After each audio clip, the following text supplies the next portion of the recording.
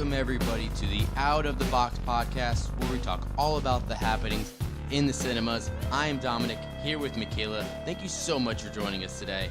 We have a great show lined up for you, as we're going to discuss some big Super Bowl trailers that dropped during the big game.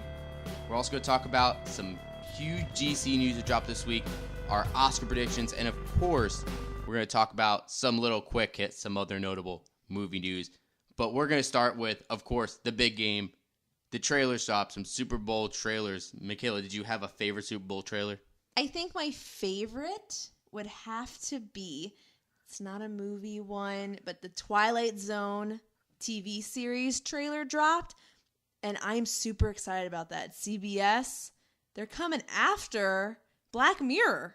Yeah, Jordan Peele behind that. He's going to be hosting it, and he's the showrunner producing it. That looks really, really cool. The way that they made that commercial and make it seem like everyone disappeared during the Super Bowl broadcast, that was actually pretty cool and pretty creepy. So, yeah, I'm definitely excited for that. For me, I mean, Avengers Endgame was so epic, that trailer. It didn't show too much, but it showed everything at the same time. Now, that would have to be what I got most excited about. But what was your most excited about? Would it be Avengers Endgame? So I'm already so pumped for Avengers Endgame that I don't know if I can get more pumped for it. I'm sure the next trailer will get me even more pumped. And it's going to keep going until we finally get to April 26th.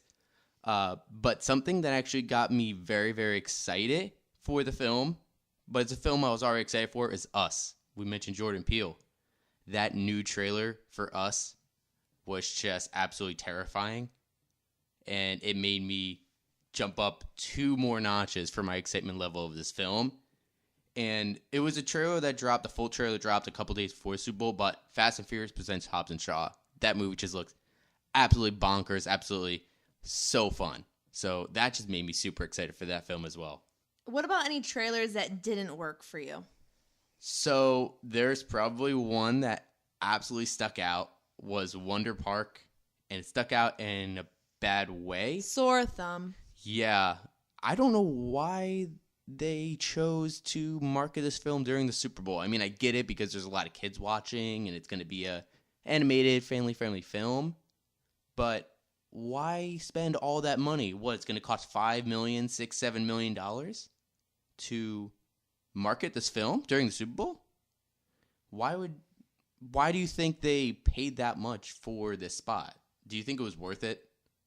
I don't think it's personally worth it. That was also my didn't work for me, because already Wonder Park was a no-go on my list, or not very excited about. I'll probably watch it, but I don't know. It didn't fit along with the other trailers. It was a forgettable trailer. All the other ones over masking it. At that point, it says, skip it. Skip the trailer. Skip paying that money to go during the big game. Are you kidding? Now, something that was absolutely not on my list before the Super Bowl, and now absolutely is Guillermo del Toro's Scary Stories Tell in the Dark. They had those quick 10-second spots. They had 4 of them, and you see Guillermo del Toro's name pops up, and then a creepy image. And then something happens, and you're just like, oh my gosh, that looks terrifying. That was definitely my most shocking. I didn't realize they were going to go for it this time around, like this weekend. I thought they were going to push it out for a little later, because I know they just had the movie trailer come out. I didn't realize. Did you know? No, I actually didn't know that Scary Stories to Tell in the Dark was actually coming out this year. I know that Guillermo del Toro has talked about it online. I follow him on Twitter, so I've seen it, but I didn't realize it was actually coming out in August, and so I think this was actually a great spot for them to put those in short 10-second teasers. That actually, I think, worked very well for that film. You liked it. I really didn't. I didn't think what they showed in these trailers made me think, oh my gosh, I want to watch it. It was just very basic to me, and I'm hoping it proves me wrong. Now, I think that's a problem with a lot of these trailers, that because the Super Bowl, they cost so much to have that spot, you have to put so little in there. It's only going to be 30 seconds, at most a minute if you really want to pay that much. Like Alita Battle Angel had a minute trailer. They ended up paying a little bit more for that, but every single other trailer really was only 30 seconds long. Toy Story 4, 30 seconds long. Captain Marvel, 30 seconds long. Hobbs and Shaw, I think, was like 45 seconds long. And like we said, Scary Stories, 10 seconds each to those 4 different spots. So you're not really going to get too much. But something that I noticed for this year is that there wasn't as much big trailers as we saw in the past. Did you notice that as well? I felt like even sidetracked to commercials, there was no overwhelming amount of trailers and commercials like in years past. I felt like there was just not a lot. But it also could be because the companies don't want to pay the money. Mm-hmm. Yeah, so do you think that we're now seeing more and more studios move away from that traditional TV spots and do more of that online social media advertising? Do you think that's going to work for them better? Absolutely, because the majority of people are on Facebook and Twitter and Instagram during the game. Before, after. So if you throw those little trailers or those little sneak peeks or even a poster, that's going to strike some more interest than even putting it on the Super Bowl ads. I think it's going to be moving towards that too. Mm-hmm. Yeah, I mean, there's definitely still value in having a Super Bowl trailer because, again, 100 million people watch that game. But it might just be good for big old companies like Disney. Mm-hmm. Well, we all know that Disney ends up succeeding because look what happened last year. Avengers Infinity War had that 30-second spot. It made $2 billion. So I'm sure they're happy to pay that money. It's worth it for them, but it may not be worth it for Wonder Park. Sorry, Wonder Park. But going off of that, since we're seeing less and less studios actually front the money to have these big commercials, we probably missed out on some films that probably would have gotten a trailer maybe during a big spot like this. Are there any trailers that you wish you would have seen or that you thought you were going to see? Well, of course, like I was talking about Disney, I wish that I'd seen something more from The Lion King or Aladdin. But then again, they're like, well, we don't really need to talk about that right now because we did put Captain Marvel, Toy Story 4, Avengers, all in the same event. So they're like, nah, we could keep people guessing. Yeah, they already have so many films coming out this year. They have like 10, 11, 12 films coming out this year. So they can only market so much. A lot. Yeah. I probably would have liked to see something about Aladdin as well. Oh, I know one. This is not Disney, but Zombieland. Since they released the poster for it, which we'll talk about. But I don't think they started shooting yet. Have they? Oh, you're right. I don't think they have been starting shooting. Well, but I don't know. They could have done a teaser. Yeah, that wouldn't have stopped them from doing a teaser. That's right. Or even maybe Ghostbusters reboot. Yeah, because actually that's right. Because Ghostbusters, they already put out a teaser. They haven't started shooting yet. Jason Reitman went out and he shot that teaser in one day, and then they released a teaser. So they could have done something like that. This is not movie related, but Stranger Things. Mm-hmm. That comes out this summer. I'm surprised they didn't do anything. But then again, they don't really need to because they already have their following. Yeah, I mean, Netflix doesn't really do those big. But Game of Thrones did. Yeah. That's their final season, though. Yeah, that definitely is a big event. And they tied it into something else. Yeah, with that Bud Light. The Bud Light. So they were smart on that one. They went halvesies on the commercial. They could have, I don't know. I think that maybe they could have went with Eggo waffles and done it with them. I don't know, but haven't they done something like that? The Eggo waffles were in the first season. Yeah, but so they've done something like that. I think they did an ad with them. Yeah. But anywho, so it was less trailers than we thought. Maybe that's a good thing. Maybe it's a bad thing. I don't know. You decide. Let us know. outoftheboxpod@gmail.com. Where's Star Wars Episode 9 trailer? True. But like I said, big following. They don't need to. Yeah. That's your answer. As much as I want to see it, it's still 10 months away. And it's very unlikely that I would see it anyway this early. Probably July. Yeah, the only Star Wars movie that's ever had a trailer put out that early is Force Awakens, but we all know why it was put out that early. So, unfortunately, we're going to have to wait to see when Star Wars Episode 9 will come out and the title for that, but we'll let you know when we hear. Now, moving on to the next top story, it's a lot coming out from Warner Brothers and DC Films. They're moving forward with a whole new slate. They just announced a couple more release dates and some big news coming out of it too. So we've all been waiting to hear about The Batman. A lot of news going back and forth about Ben Affleck directing, and then he's not directing, but he's still acting. Oh, is he Batman? Oh, Matt Reeves gets brought on to direct the Batman. Now it's all been sorted out. Matt Reeves is going to be directing the Batman, and it will be released on June 25th of 2021. It was back in February 2017 when Matt Reeves was initially named the director of the project. It's been slowly moving, but they officially have now put that on the docket. And the bigger news probably coming out of this is that Ben Affleck is officially out as Batman.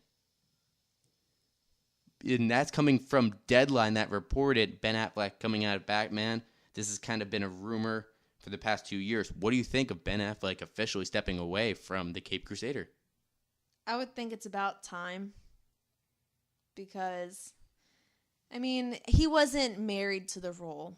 I don't think he had that passion for it like he has other roles.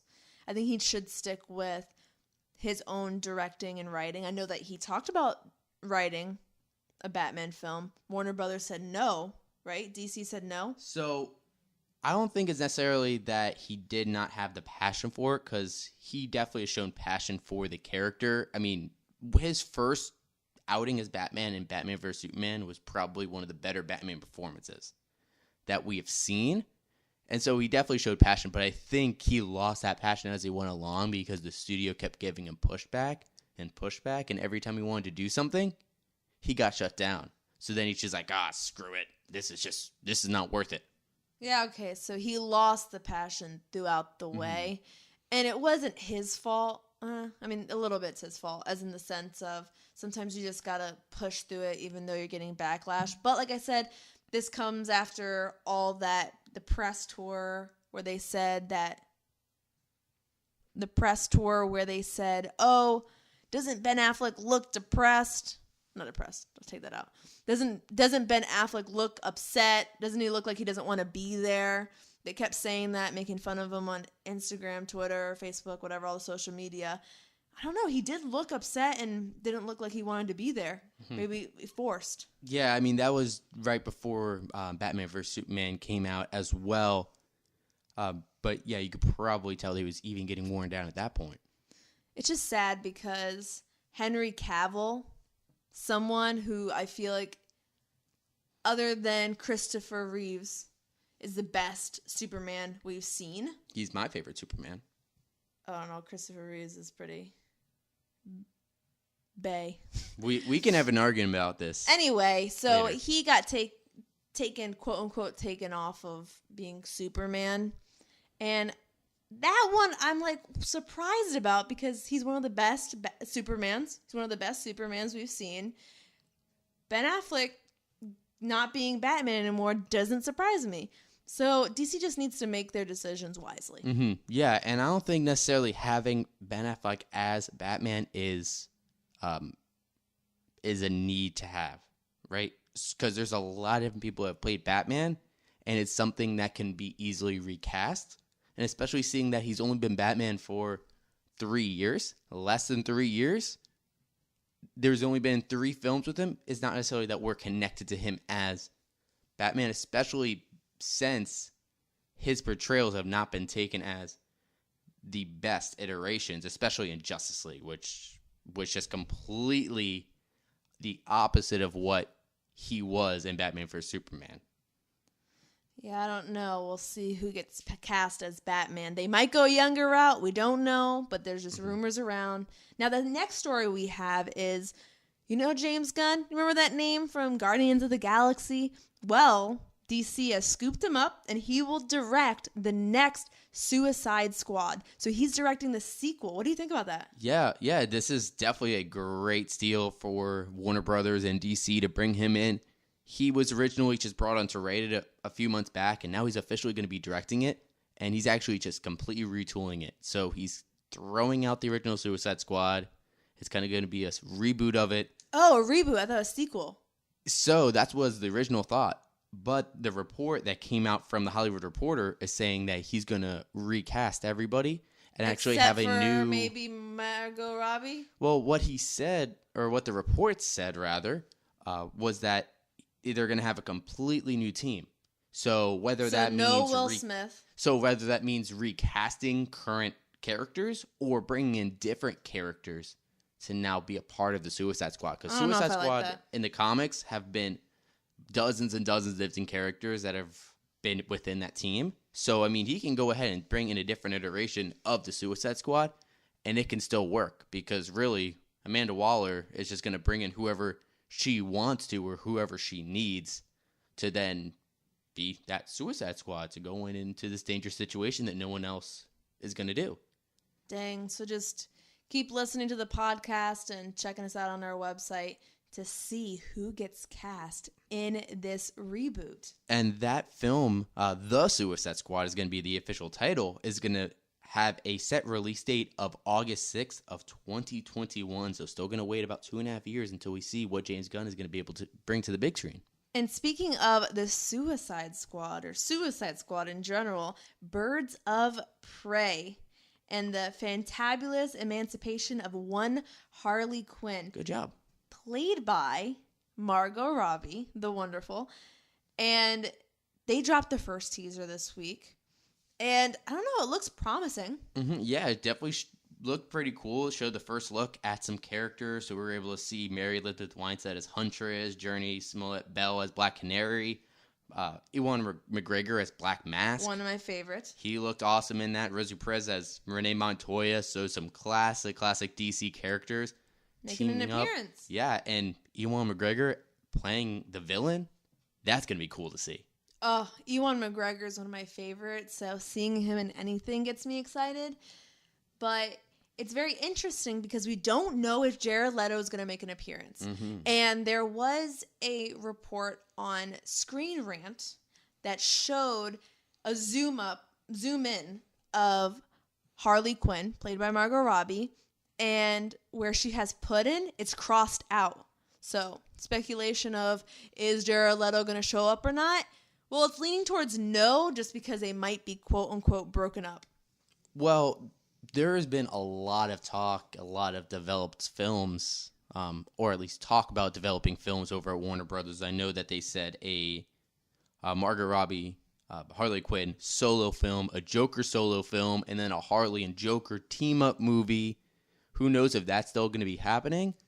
It's definitely a possibility, so I would not be surprised if Joker still shows up, even in just like a 2-minute scene. I mean, he could probably show up the same amount of time they did in Suicide Squad, honestly. True. He showed up barely even anything. Now, I know you're thinking, another DC news coming out. DC also has Wonder Woman 1984 releasing June 5th, 2020. It can't come soon enough for me. And we also have Shazam, which just looks absolutely amazing. Zachary Levi as Shazam, just absolute perfect casting. That's going to be coming in just a couple months, April 5th of 2019. And then we also have an Aquaman sequel being developed as well. And of course, everyone's super excited about the DC Super Pets movie coming in May 21st, 2021, right? No, not for me. I am. I don't know. It's going to be in theaters? Yeah. Look what they did with Teen Titans Go to the Movies, which I absolutely loved. I don't know. It's the same team. I do like Teen Titans Go to the Movies a lot more now than I did when I watched it. Still don't think it is a theatrical release type film. Argue. I liked it enough. Hey, it made enough money to warrant a wide release, right? I guess, but I don't know. That's just us debating on this because I don't think it should have been in theaters. Dominick thinks it deserves to be in theaters, and it was in theaters. But I don't know. I didn't think it was. We're going to see a Bat Hound on screen. We need that. The Bat Hound. I think it could stick with being... It could be on TV. Crypto the Superdog. It could be on the DC universe We'll streaming site. Eventually get on there, but I think it's cute. You know, a DC property for the kids to get them more invested as well. Teen Titans Go. Okay, whatever. Yeah, they need more. They need more than just one show. I think it's a great idea. I'm excited. Now, we talked about Henry Cavill and Superman, and there's actually a report that came out recently that Henry Cavill has been demanding Warner Brothers to greenlight a Man of Steel 2, that he demanded that the script be approved, that they approve for a director, and that he be a producer on it, and that he can return as Superman. However, this report has been debunked by Collider, where they confirmed that it was not true. And this comes after a few months back, actually, in this past September, the Hollywood Reporter went ahead and claimed that they know that Cavill and Warner Brothers were parting ways, something that Micaela just mentioned a little bit earlier in the show. So does this mean that we may not have the last of Henry Cavill as Superman? Well, I'm hoping we'll see him again, but maybe they're just holding off on it just because, like we said, all this news that came out from DC, they have a lot on their plate right now. So they probably saying, well, let's just put it on pause for now, or sorry, Henry Cavill, you might not be Superman ever again. He better be back. He better be back. You're the one demanding. He's not. Although, let's take a second and think about what does the future look like for DC? Because now, where are they at right now? They just came off a $1 billion film with Aquaman. They have also come out where back in 2017, where Wonder Woman was a big success. They did have Justice League in the middle, which I'm sorry. I enjoyed Justice League enough, but it was a failure. And now coming up, they have that Shazam. We mentioned Wonder Woman 1984, Birds of Prey, another Aquaman movie. Standalone Joker movie. So Jack DC, Phoenix? Yeah, with Joaquin Phoenix. Take that out. Yeah, and a Joker movie with Joaquin Phoenix. And so there's a lot of good momentum coming up. So can they really, do you think they can really bring back Henry Cavill and have him be Superman again and kind of have his own standalone franchise?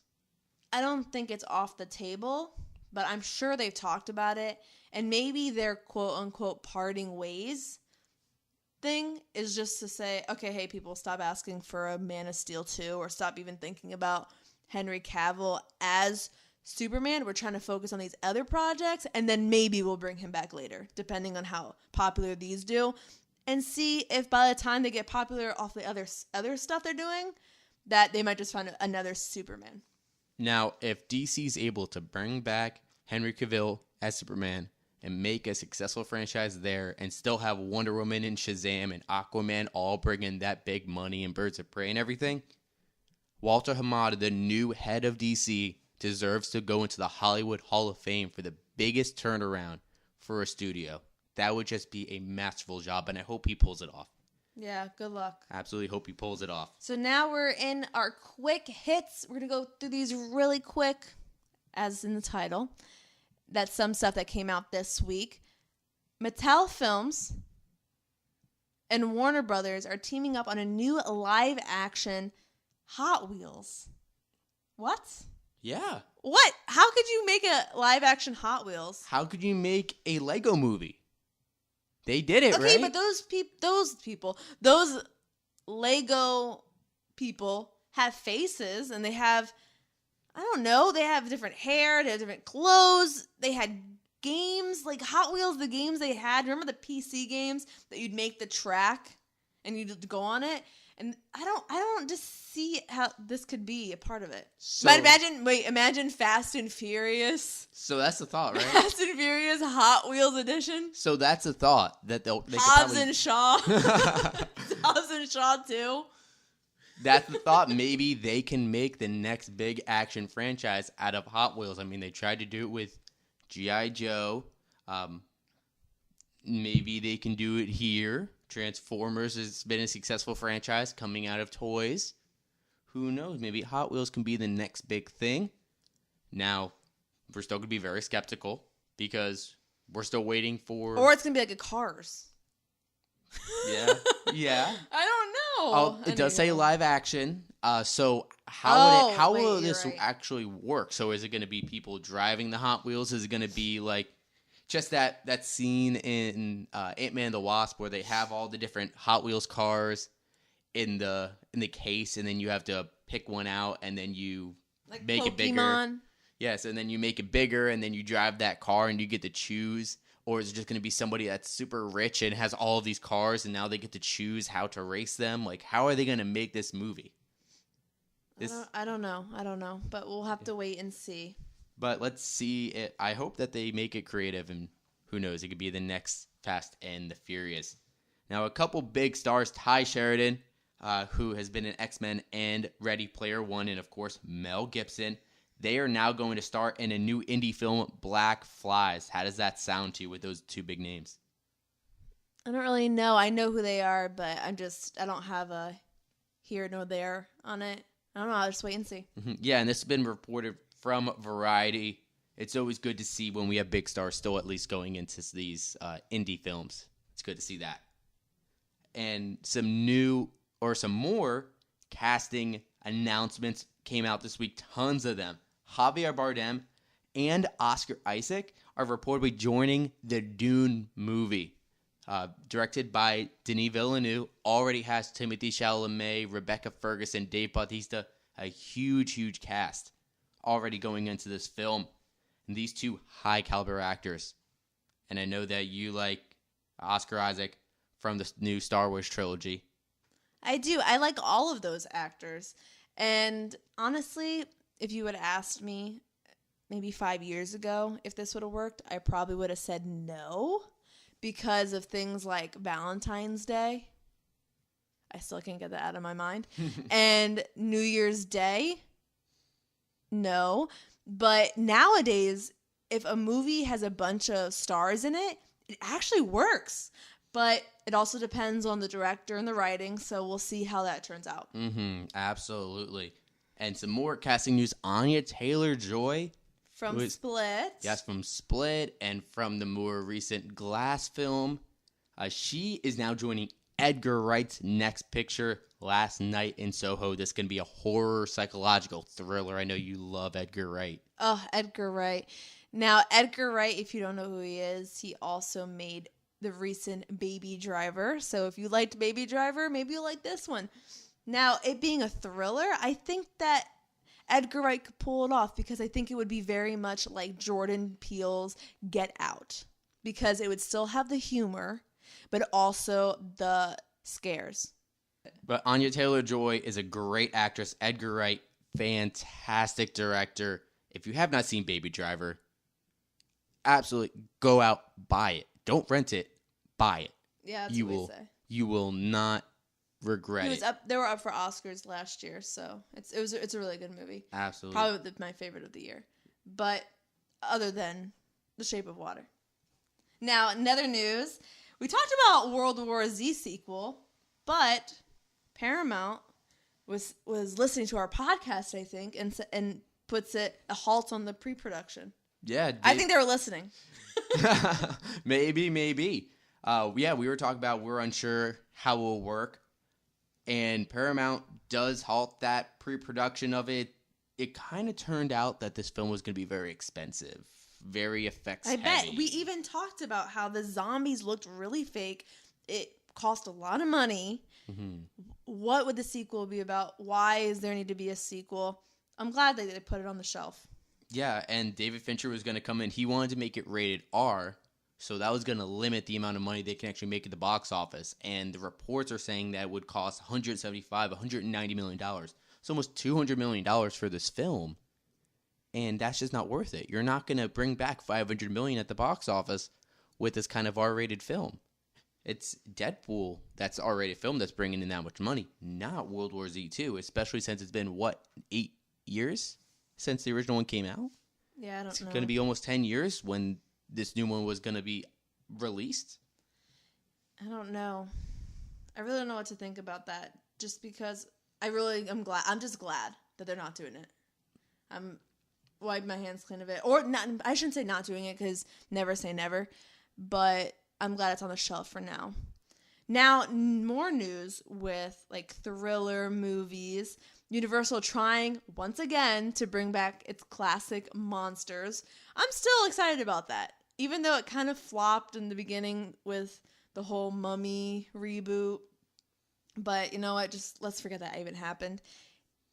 In its first major move, it has brought on Jason Blum and the Upgrade director for its Invisible Man movie. Invisible Man, I think that's going to be a pretty cool film to see. It's going to go in a different direction than what they tried to do with the Dark Universe. And I don't think anybody's ever going to forget that Dark Universe because that was just the spectacular flop of a franchise. That was like so epically awful. As in like, wow, they even put out they went to magazines to report on everyone that's joining this universe. And then they just say, never mind, forget it. I'm pretty sure we have those magazines with Tom Cruise. And Javier Bardem, Johnny Depp, Angelina Jolie. Now, with that, apparently those stars still have the option to be in these films. So Johnny Depp was actually originally cast as the Invisible Man. And so is he doing it? He has the option. So the report is saying that Universal is giving those stars the option. They're going to pitch it to them. And then the star will say, yes, I want to do it, or no, you'll cast someone else. So it's still a possibility that this Dark Universe can happen, but kind of in a different way and not as in-your-face connected. So maybe it could still work out, and maybe they can salvage this. But I like how they brought in Jason Blum. That's what they should have done from the beginning, and brought in Blumhouse. Yeah, Blumhouse. They're like the king and queen of horror.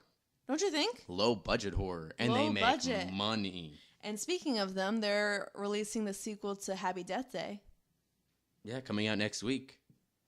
So, they have it going on for them. And also, they work with Jordan Peele, so that's all I have to say. And Halloween. Yeah, get out tons and tons of big movies coming out from Blumhouse, and so it's perfect for them. This is the era of horror, am I right? Perfect for them to bring on Jason Blum. I just think he could do great things with these monsters or really make them terrifying. And I'm excited to see the classic monsters hopefully come back. Can we vote for Jordan Peele to at least produce one of these? I'm sure he would. I'm sure he'll probably be at least in one of these. I'm sure they put out the slate for him and they're like, just choose anything you want, please.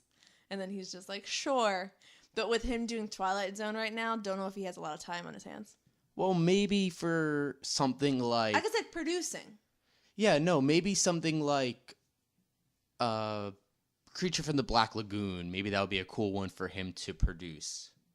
Because, Creature from the Black Lagoon, he'll be something that's kind of different. Like, he is different than everybody else. He's looked at as a monster, and so he can kind of make that relevant. Yeah, or even Frankenstein.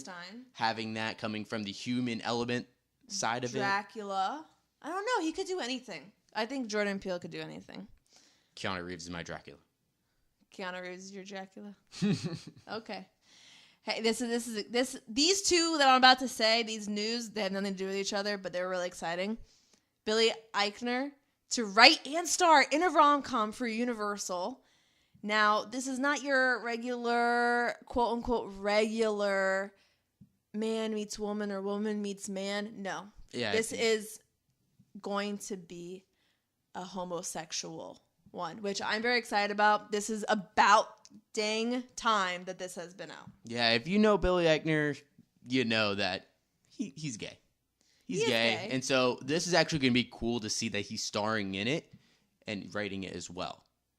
Yes, because, it would be honestly terrible if you had someone who was like straight as an arrow writing something like this? I'm like, what do you know about anything? Just like if you saw someone of Caucasian, as a Caucasian or white person directing, writing something like Black Klansman or Black Panther. I don't know. That's my personal feeling on that. But I think that if you've lived through it, tell your story. Now, Dreamcast, who is Billy Eichner's significant other in this film? I don't know, because now when I see Billy Eichner, I think of Friends from College, that television show on Netflix. And Fred Savage plays his significant other. Now, I don't know who I'd want to play his significant other. I really don't hope they don't go the, John Cena or Channing Tatum route or The Rock type-esque buff guy. Why not? I don't know. I feel like that humor's played out. You don't want to see John Cena do a little He did that stuff with Amy Schumer for Trainwreck. But do it with a man. He talked about being. He wants to be known as a real actor. Why don't you go ahead and do that?